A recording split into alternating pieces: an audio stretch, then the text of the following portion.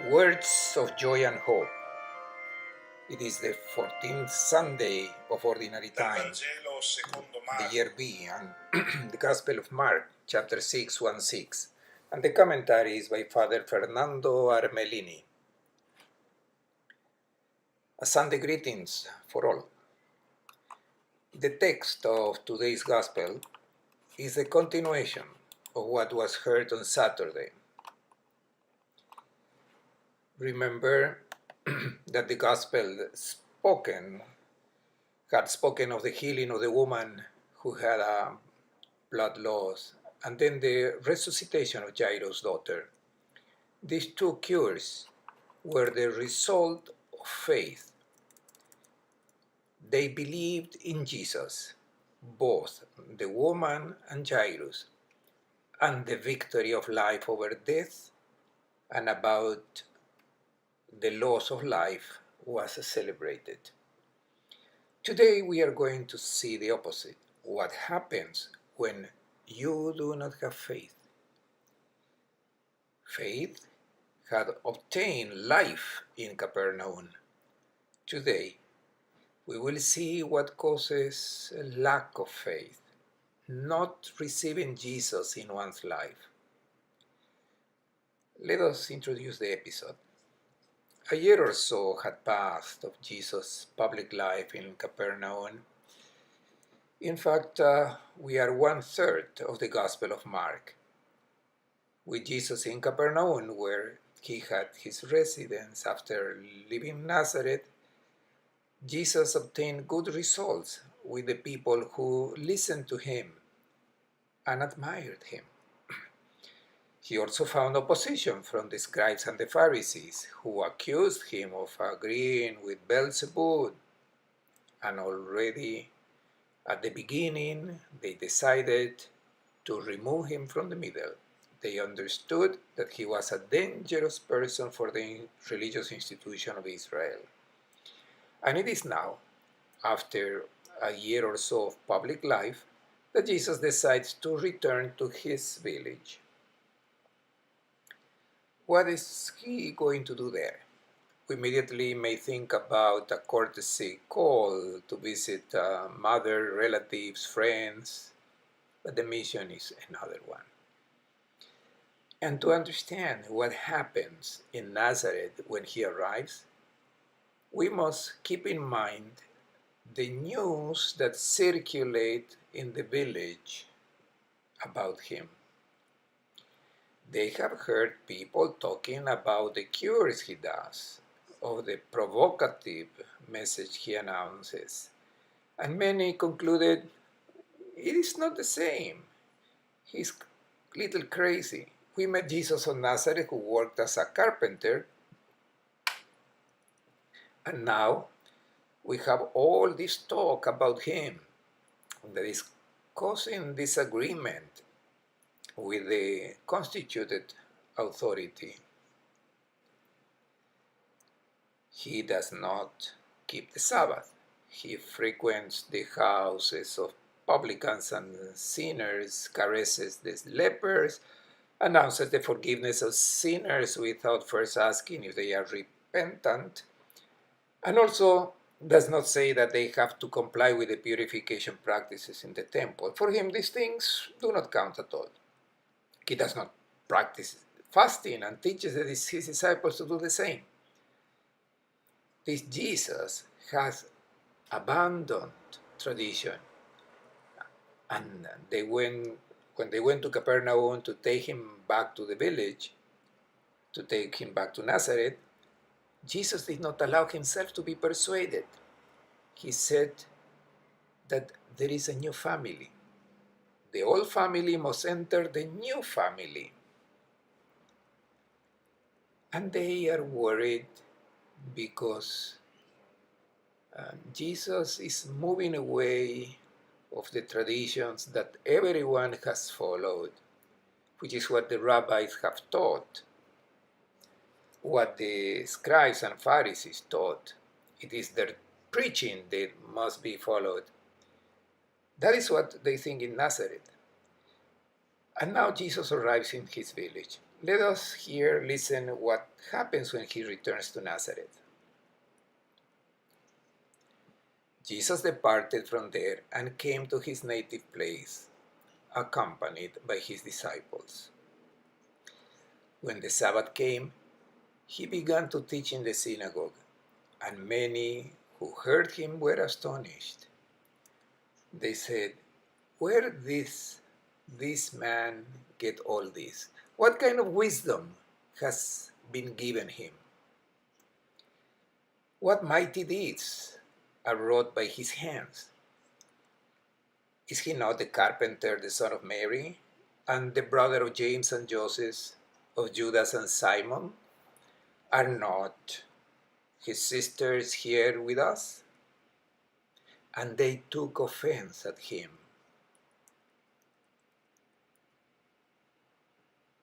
When his relatives went to look for Jesus in Capernaum, he let them clearly understand that he had cut ties with a closed family group. Now he decides to return to his village. Note that Nazareth is not mentioned. It is called native place. The allusion is clearly to the father, to the land of the ancestors, to tradition.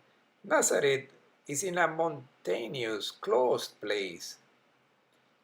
People there do not have much contact with those who think differently, and they follow their own traditions. Jesus had to go away because there his message had not penetrated. And now he comes back.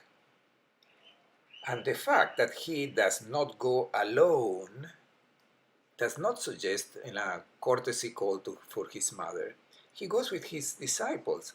And this is an unmistakable gesture that he makes. He goes with his new family, composed of those who have answered yes to his call. They have left the nets, the father, the boat, and everything else, the post of taxes, Matthew.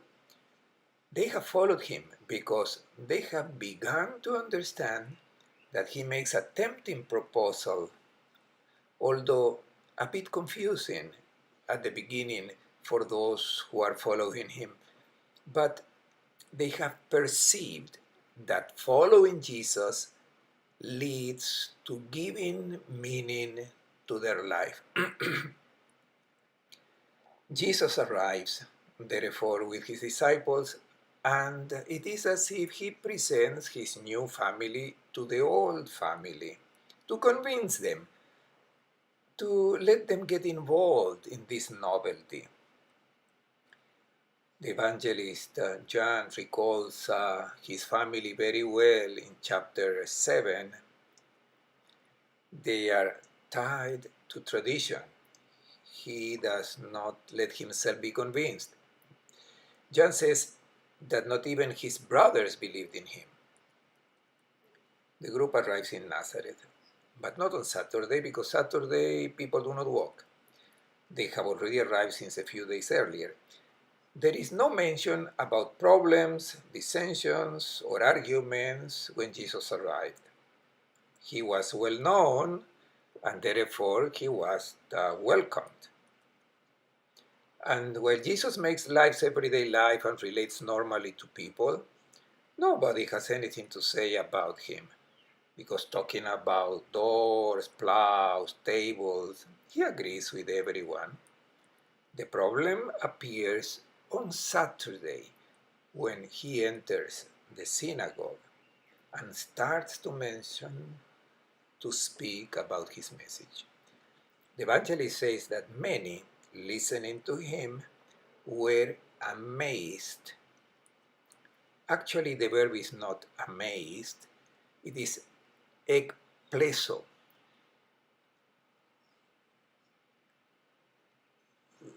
which means that they were affected and perplexed, shocked. It is composed of ek and pleso, which means to affect and hurt, affected. They were affected, not amazed. They were disturbed. What is this guy saying? The homilies of the rabbis were always very nice.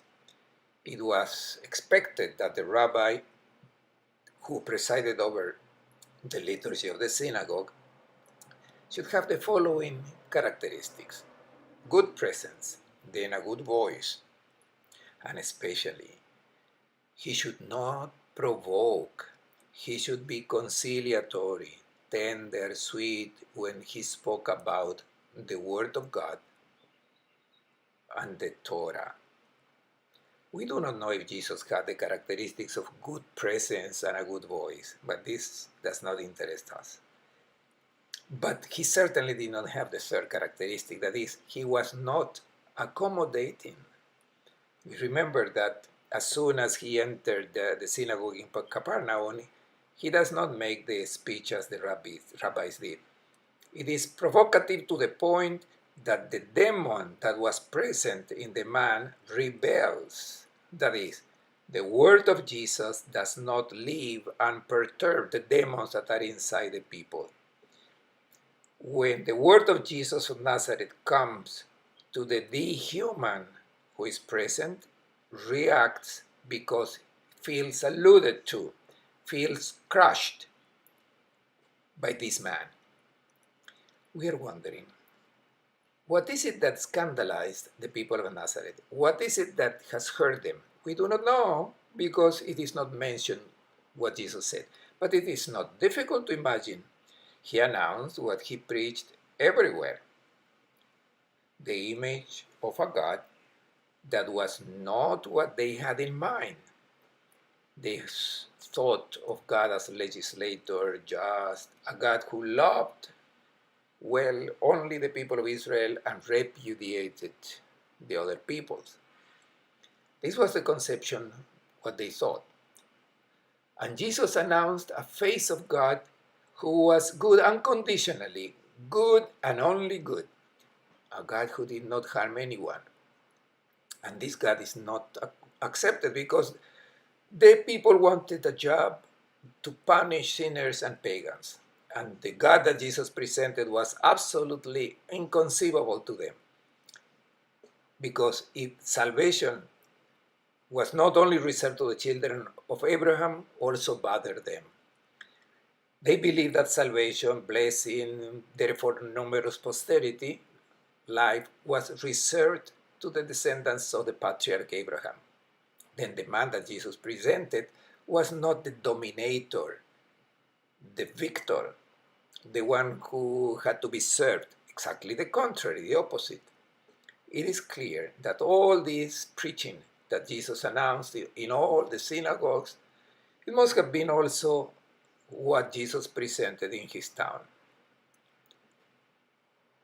What happens now? Why this reaction?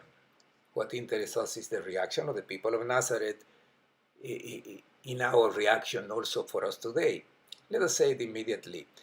The word of the Master, the teacher, that reaches us today through the preaching of the gospel, through those who communicate the authentic gospel, it is a proposal and a preaching that shakes the hearts of the people, that touches the dehuman, the demonic present in people, and provokes the reaction. If today we want to preserve our positions and not be disturbed, this word will come and challenge our life. And some will react exactly like those of Nazareth. And this is why it is important, and we are going to examine now, how the people of Nazareth tried to protect themselves from this preaching. How do they react? With questions, a series of questions that these listeners asked in the synagogue of Nazareth. Let us reflect one by one these questions that they ask, because they are the wrong questions. What they are asking points only to one goal: to get away from the word that questions them, that provokes them and calls for a conversion. It is a very challenging proposal. Let us go now to the questions they ask.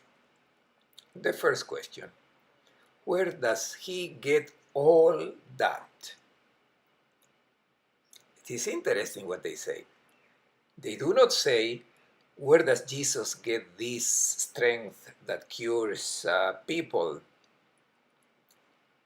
They should speak well. Jesus healed, but no, this one, all that. This language is a form of contempt. The question is not well made. It is a wrong question. The real question they should have asked was another. What he does, these healings, this life that he achieves with his word, this humanization, is it good or not? What does he do? Favors life or goes against life? What he does is for people or against people? Does his word humanize or dehumanize? If it is a word that humanizes, then it is certainly comes from God. And if these words that he does come from God, therefore he's right. And we must change. We must leave our own convictions, our traditions, the pseudo values on which we prop up our life. Then what do? What did the people of Nazareth did? They preferred to accept the response of the Pharisees. Maybe these works can come from Beelzebul, from the devil. It is exactly what we say so many times to protect us from the provocations that the gospel makes to us. When we see someone doing works that derive from having assimilated, having given faith, having believed to the master proposal, humanizing works appear. Those who do not let themselves be attracted by this proposal of life and defend themselves saying it comes from Beelzebub, like to get carried away by pride, make them look good, want to be first, are all excuses. If the works are good and are a consequence of having adhered to the gospel, the coherent question is this one. Is it worth accepting this proposal that produces such extraordinary things? The evangelical message taken seriously, does it generate life or generates death? This is the right question. When we find ourselves facing what the saints of charity have done, and we know them well, Camilo de Lelis, the Cotolengo, Vincento de Paul, John of God, Mother Teresa. What was it that the gospel produced in St. Francis? We are not going to ask what they did or where they come from. If the works are good and they come as a product of the gospel, let us get involved in this proposal that Jesus makes. Second question, what kind of wisdom has been given to him? Again, Jesus is not named. They know him well. The question, what kind of wisdom has been given to him? This message does not come from the official religious teachers, therefore, it is not to be trusted. It is not tradition, not applicable to the reasoning that we do. The question they had to ask was another, and it is this one. What he announces, is it true or is it false? And this question is for both the believer and the non-believer to protect themselves from the preaching that comes from the gospel. I will start with the non-believers, those who ask these questions. The full question for non-believers is this. Is the evangelical message, is it humanizing or not? What is more in accordance with human dignity, the proposal of life, a life given to others, or selfishness? What makes you more human, thinking of yourself to enjoy life without thinking about others? Forgiveness, doing good to the one who has done you wrong. Is it better to human dignity than revenge? The way of living sexuality, the monogamous family, as it is proposed by the gospel, unconditional conjugal love, is more or less worthy of man? These are the right questions. The other questions serve only to not let ourselves be converted, to let ourselves be trapped by demons for the human devil we carry inside. The right question for the believer is not this. Is this conforming to tradition or about what they have taught us? This is not the right question. The appropriate question is it true or is it wrong? It is not whether it is always being done like this. It is always been this way. No. The question therefore is it true or not what he announces? The wrong questions we ask about the gospel message are always to defend ourselves. Why then the interest about priests, about past history, cardinals, Renaissance popes? This should not interest us. What is interesting, it should interest us, is the proposal of the gospel to help you confront your life. The third question, what mighty deeds are wrought by his hands? They are the hands of a carpenter, callous. Let us keep this in mind. It is a carpenter who has changed the world. Nobody expected it, much less those of Nazareth. Again, they watch his hands. We are also invited to look at those hands. What does they use his hands in the gospel? Not all those who call themselves Christians accept the true gospel because they do not move their hands as the gospel suggests. The hands of Jesus in the gospel move differently. He does not move his hands to kill. He moves them for life and only for life. He does not move them to cause pain, but to relieve it. Not to shatter the brother, but to raise him up. If these hands produce these signs, it is because that is what the gospel teaches. So it means that the gospel, that word that he announces, it does not matter if it is in agreement or not to what the teachers say, but it is life, which is good. Therefore, the invitation to internalize and receive this message. Fourth question, is he not the carpenter? Being a carpenter was a humble job, despised because the work that the carpenter did is what everyone did in the dead time of the seasons.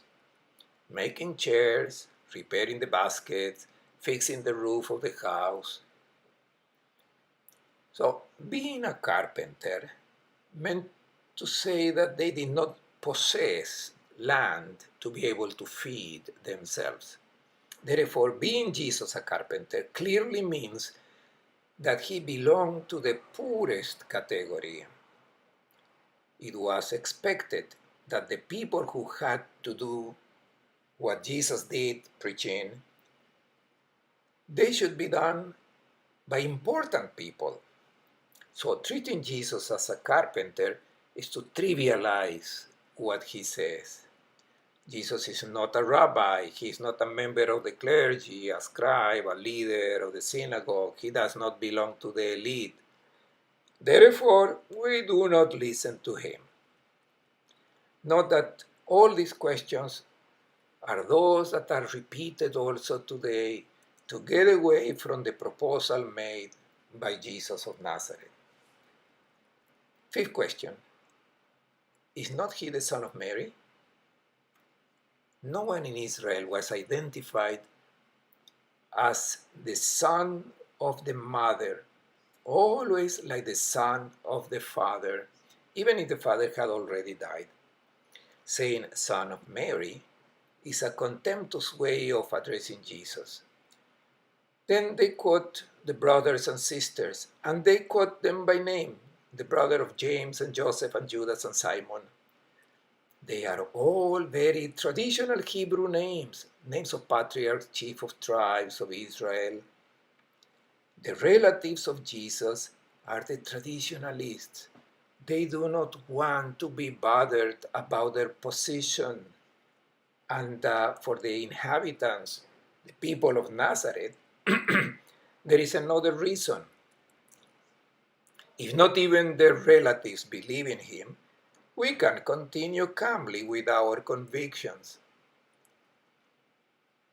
And they took offense at him.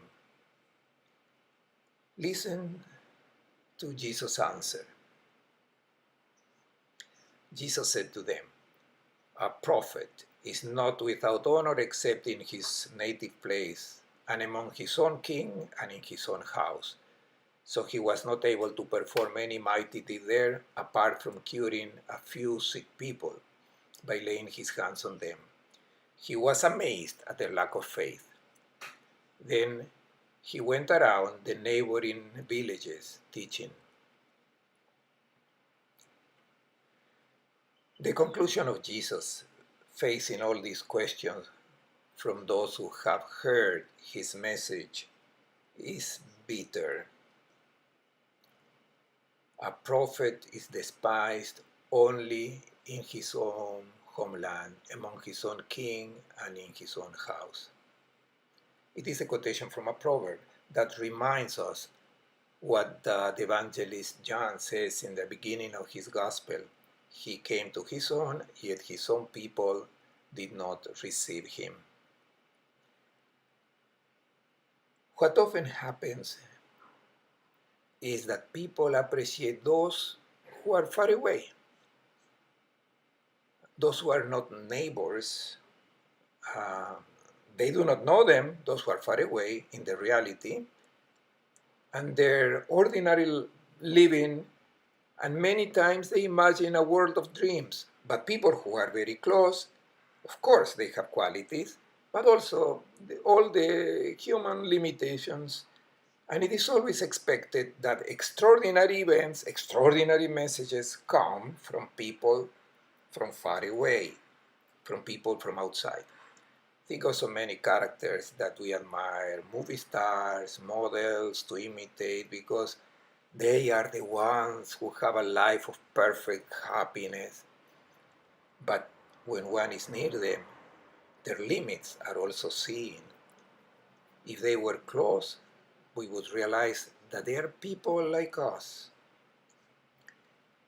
And all that aura of sacredness and mystery would disappear right away. The people of Nazareth have not accepted the message of Jesus, have not accepted Jesus of Nazareth. And the result is that the gospel text does not achieve what happened in Capernaum.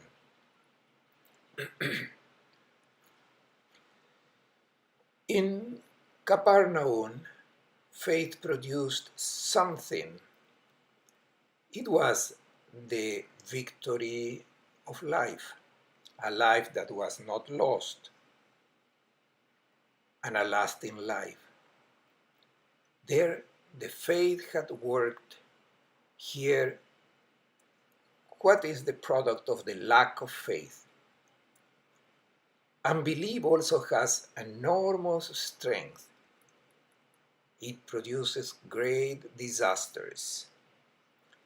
If one rejects Christ, one rejects love, joy, peace, meekness, self-control, the dominion of passions, the free and humble service to the brother and sister. A humanizing proposal is rejected. And the evangelist adds, so he was not able to perform any mighty deeds there, apart from curing a few sick people by laying his hands on them. Faith, adhesion, acceptance of the proposal of man that Jesus of Nazareth makes produces extraordinary miracles when it is received in faith. If we accept the proposal of man that Jesus of Nazareth offers us, we will bring peace, dialogue, reconciliation. Let us also think about our small communities, our country, our people, our family. Family reconciliation will come perhaps in situations that were deemed impossible, lasting years. But if the proposal of Jesus is accepted, this reconciliation is a prodigy made by the gospel. But if it is not received, the gains are very few. Only some minor changes, as in Nazareth. But it is only not like curing serious patients as it happened in Capernaum. The great and prodigious deeds of the presence of the kingdom of God in the world cannot happen where there is no complete adherence to Christ and his gospel. And Jesus marvels at their unbelief. In the gospel, this verb, ethaumasen, applied to Jesus, is cited twice. Solo dos veces, only twice. One time when it's about the faith of centurion of Capernaum, Jesus wonders that a pagan has so much faith. And the second time he marvels is the opposite, the lack of faith of the people, of his people. The conclusion of the gospel text is disheartening. Jesus is not accepted in Nazareth, but he goes out to announce his message in all the places of Galilee. It is an invitation not to be discouraged, and of course, the invitation to welcome his message, and then not to get discouraged if someone does not accept this message. There are many people who are waiting to hear this word of life. I wish everyone a good Sunday and a good week.